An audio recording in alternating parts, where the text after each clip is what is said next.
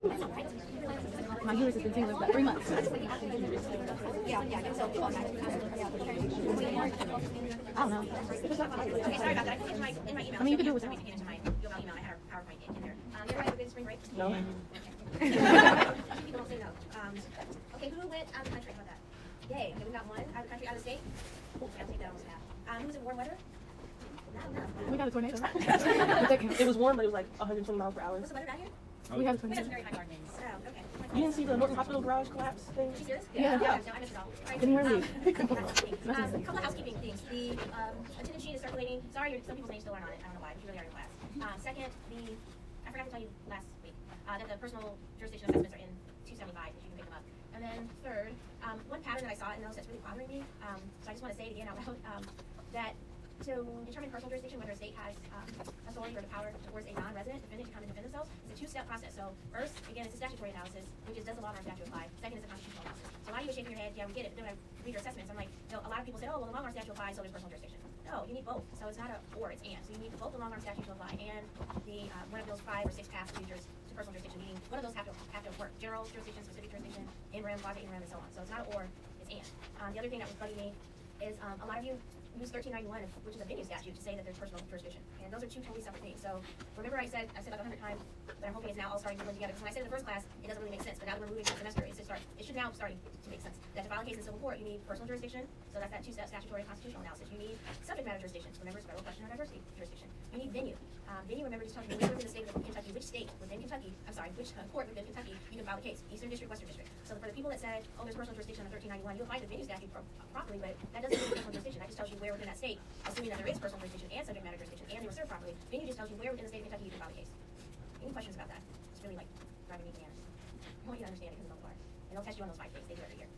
So if you're not sure, raise your hand. They say it's an old commercial that you're probably too young to remember. Raise your hand if you're sure. No. It was a deodorant anti-perspirant commercial. It's called Sure. I don't even know if they make the brand anymore, but that was your tagline. If you're confident, you raise your hand. All right. Tough route. That's okay. I think that's it. So I put up the readings for the rest of the semester.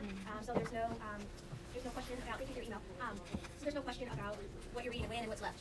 The last week we're doing just review. So as you are transitioning into the last 2 weeks of classes, or week, start writing your questions down. So I'm going to ask you what you have questions about, and then I'm going to make the exam review based on those questions instead of telling you stuff you already know. All right. So any problems, questions, or concerns? I did remember to get the 2 Starbucks gift cards for the best. Complaints? Here's the problem. They're really good, like half of them. People I really like try. So I can't, it's like with the classes I'm struggling on how to pick 2 and really there's like 10 and I'm not going to buy 10 gift cards. I bought the gift cards before I looked through them. I was like, oh crap, maybe it wasn't such a good idea. It's different when it's like an objective test, like multiple choice. You can be like, oh, they got 80 right, they got 82, but I'm struggling. So just know I'm going to figure it out by tomorrow. I'm not going to like, lie who has the biggest handwriting, that's goofy. That was a joke. But seriously, I'm going to pick 2. And what I might end up doing is because some of them are so good, there's like a cluster of 10 that are driving me nuts, is literally just like spread them out, close my eyes, and pick 2. But I will tell you who those top 10 people are, so you know who you are. Just know that you didn't win the lottery. It's not because you didn't write the phenomenal complaint. Okay. Are we ready to talk about pleadings? All right, so before we start pleadings, just a reminder. So pleadings is great because those things I said to file a case in civil court, you need these things. Well, this is the pleading that you're going to fill out and take down to the courthouse to start your case, to file your case officially. So the complaint that I had you draft in our last class is a pleading. And so we're going to talk about some of the parts of that pleading, many of which you already know because you already drafted it. So it should come to you very easily, hopefully. So we're starting out with chapter 6 today.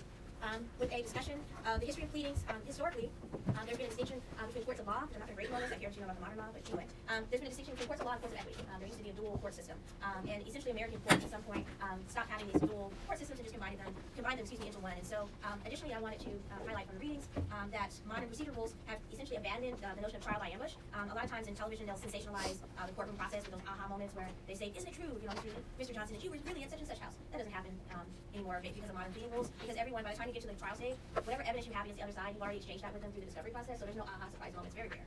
And so, on the federal rules of civil procedure, as we talked about in the very first class, the whole point of them is to encourage full disclosure, transparency, because they don't want to reward clever lawyers, essentially, who can seize upon a surprise and disadvantage a client. And so, again, the idea of these rules is to make everything as transparent and open as possible. The idea is that it'll ferret out the truth. The truth will rise to the top. And so, the first federal rule of civil procedure was not created in 1938, so it's relatively new if you consider where we are in history.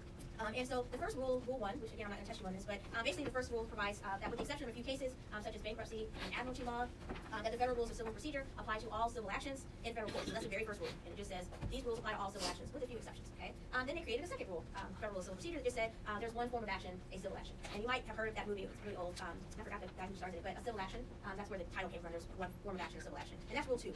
So the whole point of rule 2 was to eliminate that dual court system that they had for centuries, which again were courts of law and courts of equity. So that was the purpose of rule 2. And so let's talk about what are pleadings, okay? So pleadings are documents, right, in which plaintiffs and defendants set forth their claims and defenses. So again, pleadings are documents in which plaintiffs and defendants set forth their claims and defenses. Examples include a complaint or an answer. So I would ask you on the exam, which of the following is, all of the following are pleadings except which one? So make sure you know what things constitute pleadings.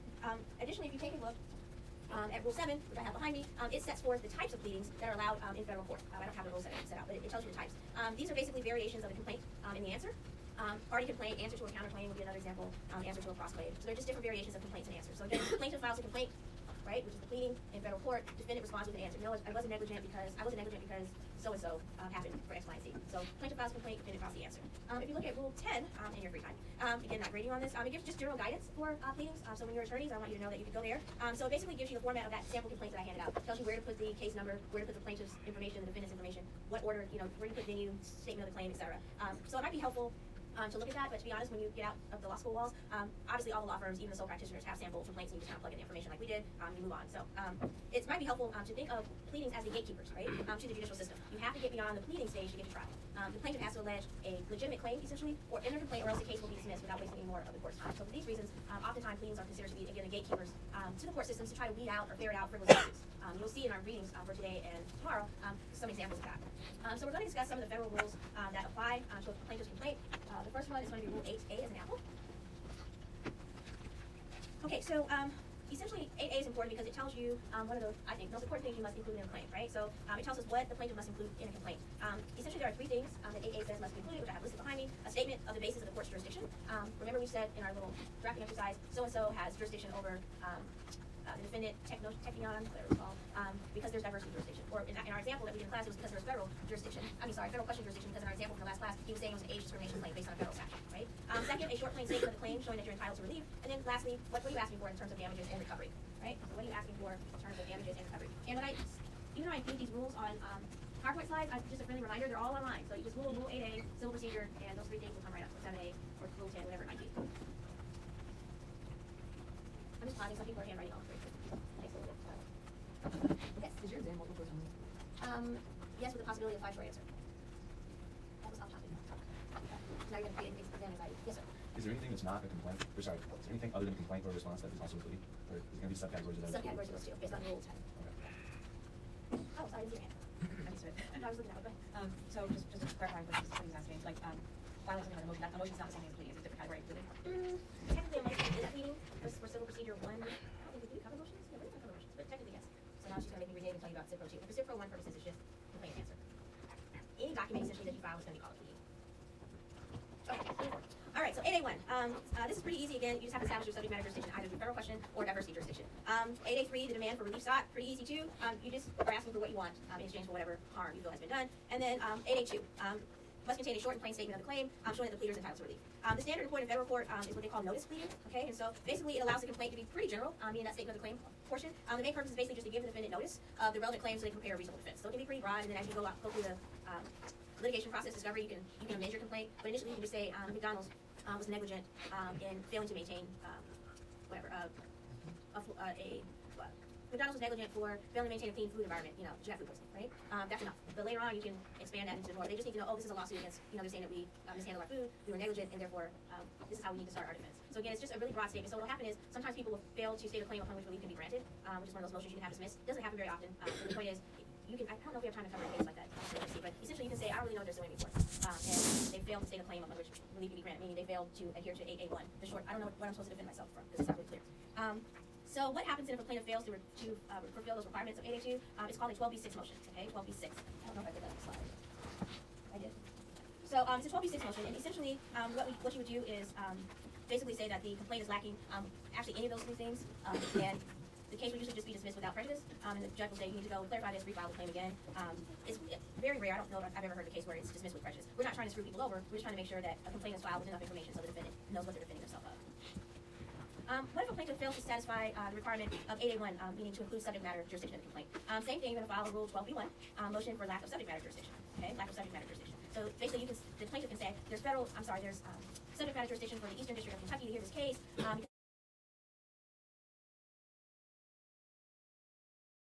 going to file a Rule 12b1 motion for lack of subject matter jurisdiction. Okay, lack of subject matter jurisdiction. So basically, the plaintiff can say there's subject matter jurisdiction for the Eastern District of Kentucky to hear this case because it's dealing with the Age Discrimination Act.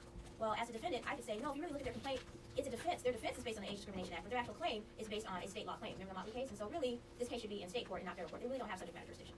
And so I would challenge that with filing a 12b motion. And so Rule 12 is important when you get out into the real world because that's the rule you'll use most because you're trying to get the plaintiff's case dismissed, thrown out, right? So the Rule 12 have all these motions, essentially 12b 1 through 5, but they have like a motion you can file for dismissal for lack of personal jurisdiction, a motion you can file for dismissal for lack of subject matter jurisdiction, a motion you can file for lack of personal jurisdiction. So those are motions, Rule 12, that allow you to dismiss a case if you feel like the plaintiff is trying to either make you come to a state that doesn't have jurisdiction over you, make you go in a federal court when it should be in state court and whatnot. If you Google Rule 12, they'll show you some of those motions. Is that your hand up or are you playing through here? Yeah, I'm sorry. Okay. So is Rule 12b6, is that a demur though? Like, is it alleging the facts are true, but they're dismissing just based on the rule? 12b6, we'll cover Rule 12 later, and so hold that. Anything else? Sorry about that. I just can't swim in that direction right now. All right, moving on. Where do we leave? So some sample forms. Again, the law firm has those things, not a big deal. I think we're ready to jump into the Haddle case. Well, Haddle 1, there's 2. Considering you all just had a week off, are you like sad that you're back? Okay. I feel like, hey, we just came off spring break and girls going wild, guys going wild. You were outlining the whole time or something. Okay, so that's sad. When I was in law school, I enjoyed every spring break. I never outlined. Now Thanksgiving break I did because I didn't know, that I shouldn't, but after the no. So of course I'm gonna try not to call the same person, but you remember I lost my list. It's hiding, or someone took it as a joke. But let's see. So if I've already called on you, just call me. Now I'll call on you again. Have I called on you, Sydney Lane? Yes. Awesome. Have I called on you? I called on you. I remember that one. Tabitha Douglas. Where are thou? Right here. No, I haven't called on. You look very unhappy about that. I'm honestly not prepared. Oh, yeah, I love honesty. All right, so Tabitha Douglas. And I would call you the one day, right? Exactly. I've had outlines every other day. I know, I've seen you for participating. Unfortunately for you, I have to adhere to my rule. I can't discriminate based on gender. So I have to treat you like your colleague, so I'll call on you the next class. That's perfectly fine. And the one after, unfortunately. That's fine too. I feel bad for you because you're actually usually prepared. I feel bad. Why did I call on you? Darn. If you weren't prepared, usually I wouldn't feel bad, but I actually feel bad. Well, Jacob, Burnett. Okay. Yay, now you're done. Do you want to pick a colleague? No. So I've done that before where they pick someone. Like, who does that when they do it? So I'll see if I can get someone. They've done it before. William Razor. No, I haven't called. All right, you're done. You helped your friend the last time, so I hope he's going to help you. You were doing the ventriloquist thing. All right, so we've got Razor. And because it's spring break, I'm going to call in 3 people I'm concerned that you guys are not all going to be there today. Razor. I forgot that quick. Burnett. And we're almost done with this ruling process. I called on you, Noah, right? Because I liked your name was Franz. No. Oh, but I love the name Franz. I'm surprised I didn't. So I met this lady at Georgia State who's a doctor there in the med school, and she was emailing me correspondence, and her first name was Franz. And I assumed she was a different. Now, see, I'm trying to be politically correct. If I say gender, then that might offend people, so I was trying to figure out the right word to say. But I thought she was going to be different. So I'm like, I don't know what appropriate word to say. So, and she said that she intentionally, on Georgia State, they allow you to put, Ms., Mr., other, like you can put pronouns by your name, and she leaves it off because she says she gets more opportunities because they assume because she's a male that she's more competent, and because the medical field's dominated. So, anywho, I just remembered that story, so I'm surprised I didn't call you. You look calm. Are you prepared? All right. So if I wasn't prepared, I would just go for it. Because at least I skimmed. Like in law school, I skimmed enough to know the facts. But I never said no because I never wanted them to like call me again or be a a-hole. So I would just wing it. So who was winging it before? Was it? You did so well. You got the record for that. Yeah, he did really well. Okay, let's go then. Let's get this out of the way. So the great thing about this book is that it includes a copy of the complaint that was filed in federal court for the first Haddle case, the 1996 one. And so it gives you a chance to see kind of what a complaint looks like. It also gives you a chance to see a case move from the complaint stage to the district court, then to the Court of Appeals, and then all the way to the Supreme Court. So it's nice seeing the progression. So do either Burdett, Razor, or Franz want to just give me the facts? Franz, get it over with. So the original complaint is that he was wrongfully terminated because the president of the company Healthmaster fired him when they found out that he was going to testify against him, and that the parties brought against him for fraud. Excellent. All right, so I'm just going to say it a little bit louder, but he did a great job with the facts. He wasn't long-winded. It's important stuff, and we'll keep it moving. So we've got Michael Haddle, the plaintiff, middle management employee of the firm that did the Medicare billing. Federal authorities launched a criminal investigation. Speaking of which, I know I'm not supposed to do this, but it's too juicy. Can you believe the cheating scam? So we got to talk about that on Tuesday when I have more time, but that is so juicy. I'm so excited. Sorry. Federal authorities launched a criminal investigation of the firm, and the plaintiff agreed to testify before a grand jury concerning the superior's actions, right? Okay, so we know according to the plaintiff, in retaliation, they're mad at them for their cooperation with the federal authorities. The major shareholders of the firm, Garrison, directed the supervisors, Malloy and Kelly, which sounds like Star Trek names, to fire the plaintiff. So the plaintiff sued Garrison in this case, Malloy and Kelly, and the firm was Healthmaster Corporation. So what was the basis for federal court subject matter jurisdiction? It should be paragraph 5 of the complaint. So what was the basis for federal subject matter jurisdiction? Was it diversity jurisdiction, federal question jurisdiction, either Burdett or Razor? That's an easy question. Federal question. Thank you. Based on what statute? The Civil Rights Act? Yeah. Say with confidence. All right, so yeah, so we know the plaintiff brought several claims, including, in addition to what he said, to Georgia, which would be state, RICO statute and fraudulent conveyance, but the lead claim, and the one that was a federal question, as he stated, was under the Federal Civil Rights Act of 1871, which was later codified or changed into Section 1985 of the USC, which basically creates a cause of action for any person that is damaged, any person or property, sorry, that's damaged. And this was not a wrongful excuse me termination claim. Could this case have been brought as a diversity action? No, because if you look at the complaint, you can see the plaintiff was a resident of Georgia versus the defendant Garrison, South Carolina, and then Malloy was also a resident of Georgia, so that would have destroyed complete diversity. Because you had a plaintiff and defendant in this case that were residents of the same state, which was Georgia. So they could not have gotten this case in the federal court by diversity jurisdiction. All right, so attorney, who's left? Is it Burnett? Yeah. Okay, sure, I'm learning your name late. How did the defendant challenge the sufficiency of the claim? What type of motion did they file? Do you tell like what he challenged under? Yeah. He said that they saw retaliation against him, and it's not allowed under Excuse me. Weird. statute under 882. Okay. Yes. And what kind of motion did they file to challenge 882? How it was presented? 12b6. Perfect. All right. So they brought a 12b6 motion seeking dismissal for failure to state a claim, essentially saying the plaintiff didn't satisfy the 882 requirement. Why wasn't it obvious that the plaintiff had stated a claim? Why wasn't it obvious? Well, it wasn't obvious because it wasn't his employer that was behaving poorly or nasty by firing him. It wasn't his employer that was the one that was behaving nasty, perhaps, but the nastiness is not a federal cause of action, right? Being nasty is not a federal cause of action. One has to find a specific federal statute that creates liability for the behavior in question, and essentially the plaintiff is saying they did not do that. So what did the applicable federal statute provide, meaning the Civil Rights Act of 1871? Can someone tell me what that provided? What did that provide? Which one? So, Section 1985. What did it provide? There's 3 of you post spring break. You got colleagues willing to bail them out? Go ahead. I don't care. So is that only for a plaintiff that actually suffered an actual injury?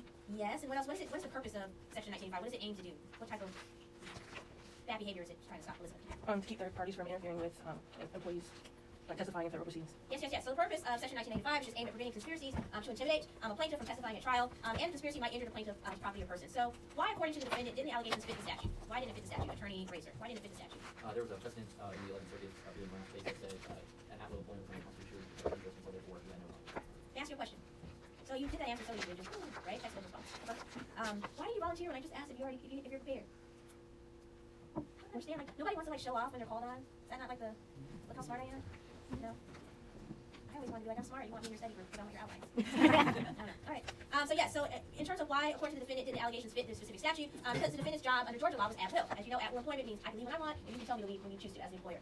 So the subject to termination for any reason, so the plaintiff had no property right in the job and was thus not injured with the meaning of the statute by dismissal. When they say you don't have a property right in the job, as a senior professor, I have a property right in this job. It means that I have the expectation that there will be continuous employment. If you're at will employer, there's no expectation that you're going to continue to be employed. You hope you are, but there's not a contract in place. All right. So the defendant's basically saying that in order for the federal statute to apply, the plaintiff must suffer against some type of injury to a constitutionally protected interest, right? Remember that the federal statute only bars conspiracies to which deprive a person of property as part of a conspiracy to intimidate the plaintiff from testifying. So plaintiff must have a property interest that's being attacked, essentially, by the defendant. So Attorney Franz, what was the district court's holding and reasoning? They dismissed the case without prejudice, basically saying that they detailed state federal claims on to a 882. Perfect. So they agreed with the defendant and granted, as he said, the motion to dismiss.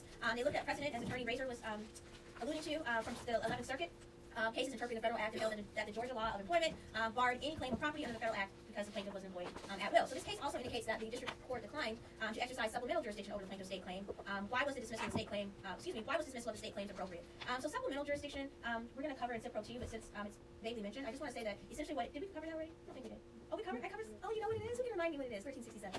Where you add the yes. As we folks normally don't have jurisdiction, but they can choose to exercise it. Right, and attach additional state State claims. Yes.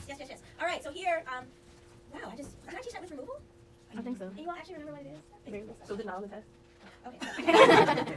Well, all right, so let's keep on moving. One important thing to emphasize about Rule 12b6 is that a 12b6 motion lacks the legal sufficiency of the plaintiff's, attacks the legal sufficiency of the plaintiff's complaint. So the court may not make a factual determination on 12b6. Okay, so they can't make a factual determination. So that is what Attorney Elizabeth Malonga. Attorney Malonga was asking about. So the court, again, can't make a factual determination, meaning whether or not it's true. All they're looking at is whether or not the complaint or the statement of the claim is clear enough that the defendant knows what they're being charged with and can adequately start to defend themselves. Okay, so with a 12b6 motion, the court must assume, they just assume that all the factual allegations are true. They're not going to debate. Assuming that you were negligent. Is that negligent in running the red light and injuring the defendant? Is that enough information in that statement to let the defendant know, oh, I need to defend myself for negligence in this car accident? And the answer is, of course, going to be yes. So in the Haddo case, the court assumed that all the plaintiff's factual allegations were true, and the district court found again that the complaint failed to state a claim upon which relief could be granted. Again, because the job was not property in the meaning of the statute they were trying to use. All right, so they're unhappy with this decision, so they're going to appeal it to the 11th Circuit, which is our next Haddo case. In terms of the Court of Appeals holding, we know they affirmed the district court's holding and held that per the holding of the Morris v. Lance case, as Attorney Razor was highlighting, the employee was at will, so no property interest is present, so they cannot use this federal statute to file the claim. So now we're all the way up to the Supreme Court. Adult 2, or 3 technically. All right, so why did the Supreme Court grant, why did they decide to hear this case in the first place? Why did they even decide to, yes sir? It wasn't Razor, it was your co-counsel. Oh, so there's jurisdiction split, so you want to solve the issue. Absolutely, absolutely. There was a jurisdictional split between the First and Ninth Circuit. They were interpreting this differently, so they needed to resolve that split and enter the fray and say this is the law of the land. So the issue, thank you, before the Supreme Court, the question essentially is whether the plaintiff must suffer an injury to a constitutionally protected right in order for this 1871 Civil Rights Act to apply. So again, what the Supreme Court is trying to decide is whether the plaintiff has to suffer an actual injury to a constitutionally protected right in order for the Civil Rights Act of 1871 to apply. Okay, so what was the court's holding and reasoning, Attorney Burdett? The Supreme Court said that he actually did suffer an injury because he was the victim of conspiracy between years and Kelly conspiring with the law. Okay, let me back up. Did they reverse the 11th Circuit or uphold the 11th Circuit's decision? The reverse. Okay, and they held in favor of the plaintiff, right? Yes. Perfect. Since they disagreed with the 11th Circuit, they essentially said that you don't need to suffer a constitutionally protected injury. I think you were saying something a little different, but I'm not sure. So basically, they said nothing in the language or purpose of that statute or act establishes such a requirement when they were the Supreme Court's interpretation of the Civil Rights Act of 1871. So again, they said you don't need to suffer a constitutionally protected injury. So the fact that the employment at will is not property for purposes of due process does not mean that the loss of at will employment may not injure the plaintiff, person, or property. If I lose my at will employment, yeah, it's going to injure my person because I can't pay my rent. There is an injury there, and if you shouldn't have let me go for discriminatory reasons, I want some back pay. I want some money, right, for the suffering that I endured from the mistreatment. So they said that the Supreme Court, in interpreting the statute, said the act really is focused on intimidation, not deprivation of property. So they looked at the legislative history of the act and said the reason it was created so that they wouldn't intimidate plaintiffs. We want plaintiffs to feel like they're in a safe space to pursue these types of claims. They're not going to be essentially bullied. They said that the terms injured in his or her person or property define the harm that the victim may suffer as a result of a conspiracy to intimidate them. They also cite a 1915 case, Trox versus Branch, where the Supreme Court states that the loss of at will employment is an actionable injury. And so, how does the court, Attorney France, respond to the defendant's complaint? How do I say this? How does the court? Let me try this a different way. First of all, do you agree with the court's interpretation of that the statute is just focusing on intimidation and injury should be required? Yes. Well, I mean, I think that some sort of injury should be required, but they changed their definition of injury. I think that's the right track. All right, Attorney Ray, do you agree with the court's stance? Does anybody not agree with the stance in the class? No? All right. So why do I have you read this case? What is the purpose of reading this Hattle case and seeing it move up to court? So basically, it's to highlight the importance of Rule 8A, right? To remind you that you need these 3 things that I have listed behind me should be included in every pleading you file in civil court. The Hattle case basically provides us with guidance on how to address Rule 8A2. The next case, which is the Iqbal Supreme Court case, seeks to answer the question of what does 8A2 mean? What do you mean by a short, plain statement showing that the plaintiff is entitled to relief? So the Iqbal case is supposed to help us better understand what qualifies as a short, plain statement. This is a really interesting case. I actually like the Iqbal case. Someone besides Attorney France with the facts. Iqbal. We didn't have to read that. We stopped at 85, 85. No, you didn't. Yeah. No, if you look at the pull up Blackboard. Yeah. I read it. That's what happened for the I week. can't cover it if everyone else didn't. Okay. Monday's 367, 35. Tuesday's 386 to 400. Who has it pulled up so I can see? Oh, I like, ooh. That was easy. So you only have the one little baby cases? Yeah. Alright. That's interesting. Alright, well, I'll wait on Iqbal. I like Iqbal. Well, that's not fair. I should call those people again. Kidding. My mistake. Alright, so let's take a break. And I'm going to pull up some sample complaints that I have in my email folder. And we'll look at it and see what it looks like in the real world, and then I will let you go. So 5 minutes. That small baby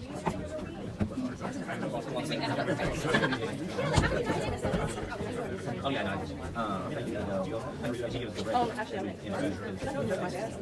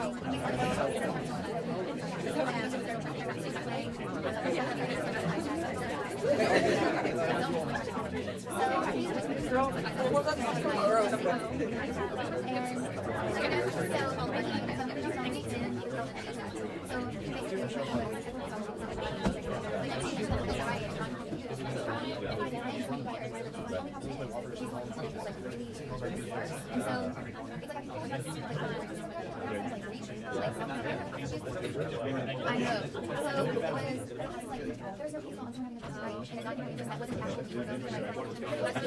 Yes, This is like 20 years ago. It's like 20 years away. So like other ordinances like OG, there's like it's okay because it's our college building, but because there's in the big like and they don't know.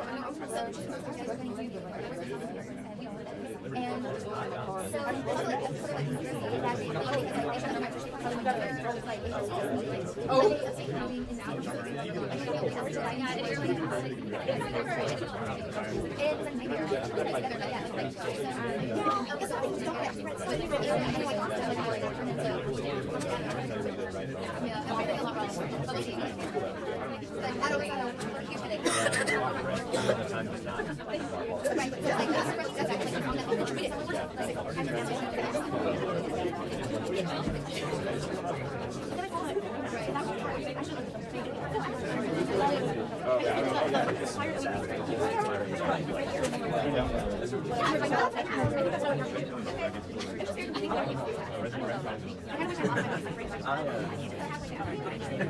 I don't think you should be in the picture.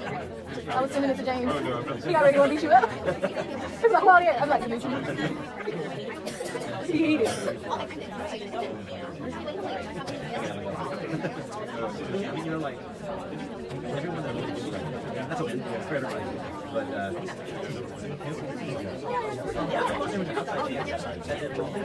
it's happening with SEC too. So maybe if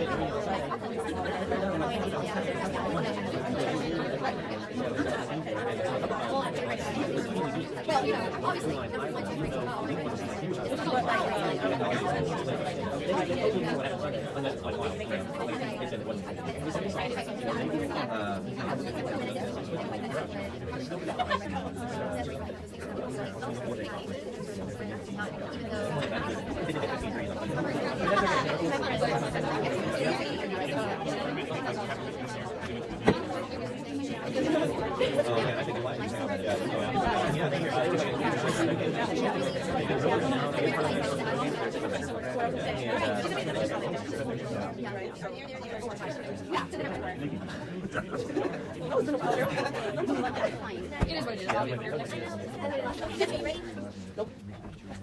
Who else? Who here would like to see Attorney Mwanga in like kindergarten? Like she was a kid and you're like, I did not know how to you sit consider down. doing another career. Like she's really smart. She's like a kid that asks questions that are really good questions, but you're like, you should know that as a kid. And you want to hit them, but you can't. Who says it? But what makes you the boss? And you're like, really? Yeah. All right. So here's some sample complaints just to kind of help. I started out with just a very traditional one, and then I found some more fun complaints, and then we'll be done. All right. So you can see the same law firm, but same thing. Got the plaintiff versus the defendant. We've got the introduction, blah blah blah, kind of what's going on. That's basically what we call the introduction or the facts. They typically will list the parties. And Tinder, trouble in paradise. So those are the parties. We'll see what the juicy complaint is. You know that there's a complaint filed, which I was trying to find really quick that I couldn't about Tinder that charges more based on age. So that for Tinder Plus, they charge a higher rate if you're over the age, I think, of 50. And this guy said it was age discrimination. I covered it in my employment discrimination class. He said it was age discrimination, and Tinder said no. It's just that we feel they're not going to be able to get out of it because it's not a good reason for it. But Tinder's explanation was we're trying to appeal to a certain market, and it's a marketing strategy. It's not trying to be discriminatory. Meaning basically we don't want people 50 and over on our site. That's not our target market. So it's discriminatory. Yeah, it's not going to sit. Well, you can Google it. It's a really interesting lawsuit. So look, yay, jurisdiction and venue. Yay, we're actually learning stuff we need. Venue is proper in this judicial district pursuant to California Code of Civil Procedure. So this is a state law case. I apologize. Defendants reside and transact business in the county of Los Angeles and are within the jurisdiction of the court for purposes of service of process. So essentially, they're saying the defendants are domiciled in I guess Los Angeles County. More important, based on that long arm statute, they transact business within the state. So let's see what juicy is going on here. So Wendy Wolf has been a driving force of Tinder from the very beginning. As far back as 2012, before there was even a Tinder, Wolf was a key player on the team that produced a wildly successful mobile mania. So basically, it sounds like she's not screwed. Along with the co-founders, Wolf has been part of, again, the company. While the group was initially working on a customer loyalty rewards app called Cardify, the team soon began to explore the possibility of developing an app to facilitate connections with people in the user's geographic vicinity. We already know that's what Tinder is. So Wolf saw the potential to begin aggressively lobbying Mr. Rad to shift the focus of the group away from the Cardify app towards an app that would eventually become the Tinder app. So what's their complaint? What are they upset about? Do they steal it? I'm trying to see copyright. It's like a Facebook thing. Yeah, so essentially it's like a claim that the logo for the company sounds like copyright. But mostly what's more important is just seeing juicy for me. I wanted you to see kind of how the complaint is set up. Trying to get to the next section. It's kind of long, a lot of counts here. Go. There we go. First cause of action, plaintiff, Fair Housing and Employment Housing Act. Plaintiff was a member of the protected group under the statute. That's interesting. Discrimination based on sex. She thinks that she's a woman. Maybe she was pushed out.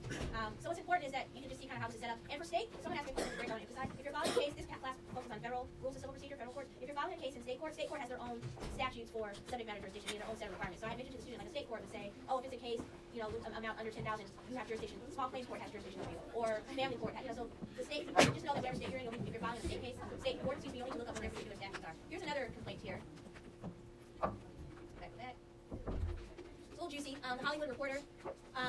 again, same format. Hold on, actually, that's what I want to show. Sorry, I tried to email it to myself. It didn't come out yet. So I like this one because it was the Kardashians. Oh my God. But it's in the Western District Court of Louisiana, so it's a federal case. And the allegations are, sorry, I'm trying to make this go away. Is that the plaintiff's complaint consists of they're asking for a temporary restraining order, facing imminent danger of bodily harm. I was at a Pizza Hut in Shreveport, and Herman Cain was there taste testing his arch rival, and I saw Herman Cain making a sex tape with Kim Kardashian in the men's bathroom at Pizza Hut. Who believes that, right? And Herman Cain violated campaign finance laws because Kourtney Kardashian is pregnant with his child. So we see some, but you see why you need pleadings to weed out frivolous lawsuits, because you'll waste the court's time. So again, he's talking about a scandal with a love child. Although you see, you can Google it and read it later. I'm more concerned that you see how the complaint is set up, because there's a motion to dismiss that I want you to see. All right, so I'm mad I don't know how to make this go away. But authority to dismiss, you see this 12b6. So they're trying to dismiss the case for obvious reasons. Failure to state a claim upon which relief can be granted. You think a district court may dismiss an action or its own motion under Rule 12b6 as long as the procedure that is employed is fair.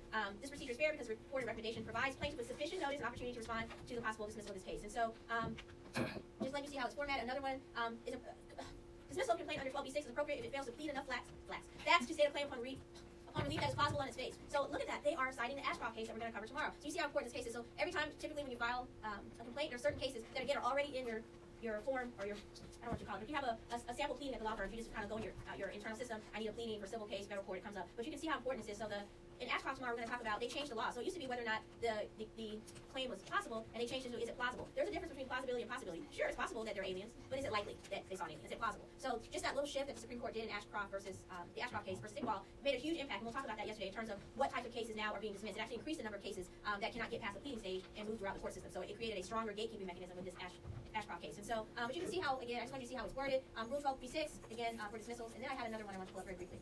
Here they said the dismissal was warranted in this case.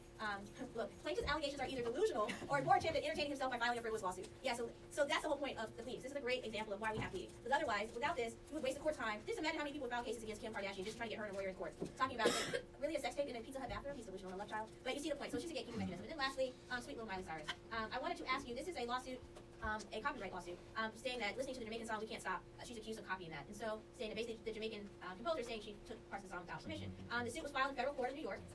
And so my question to you is, I'll just read this really quick. In the suit filed Tuesday in federal court in New York, Michael May, aka Florigan, says that he wrote the song We Run Things in the 80s, and that song was the #1 hit in Jamaica. Was additionally met with a great acclaim in the UK, Canada, and so on. The song contains the phrase "We run things no run we." Things no run we. And so the suit also contends that the song was largely rooted in some other music he did, and so on. So if you were the attorney, junior attorney, and you've been asked to write this case, based on just those limited facts, we know a couple of things. So what state was the court filed in? New York. Federal court in New York. Okay, so we know it's federal court. If we think about subject matter jurisdiction, why do you think it was filed in federal court? Give us an application. Diversity. Definitely would have a strong case for diversity jurisdiction. Do you remember the exceptions? Federal question, patent. Patent law, yeah. So remember, there's a group of cases, copyright, patent law, that have to be heard solely in federal court. It means they automatically have subject matter jurisdiction. So we know that's in federal court. It's a copyright case. What do you think the claim is that the plaintiff is stating? How would you articulate that? Just spit it out.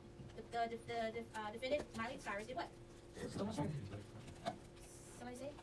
She committed copyright infringement. Yes. Thank you. Say it louder. She committed copyright infringement by Yeah. using the So song.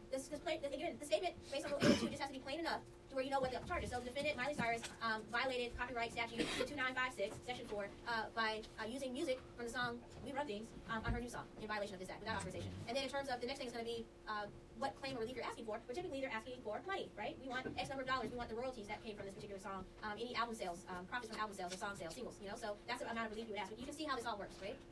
So yes. Yes. Oh, the copyright cases are super hard to prove, but meaning the songs. But anyway, so that's where we are right now. So all we know is that pleadings are documents filed to start a case. We know that pleadings have to adhere to Rule 8A with that short, plain statement, relief upon which you're requesting, and then that there's jurisdiction for this court to hear that case. And then we're going to transition into the Iqbal case tomorrow. We're going to talk about the different types of pleadings. Meaning we have a heightened pleading standard. We have to give more than just a plain statement of the law, and why, and under what circumstances. Any questions about today's what we covered? No. Okay. Yes. Could you go over the addition of the pleading one Help me out. documents in which plaintiffs and defendants didn't get that far yet? Oh, no, I was just repeating what I said earlier, that the pleadings are just documents that are filed to start a course, a case in federal court. It's just your complaint or answer, part of that initial filing motions and stuff. All right, I will see you tomorrow. And I might adjust the reading. Apparently reading is off. Well, I already did it. I don't want to do nothing else. I'm done. I'm done.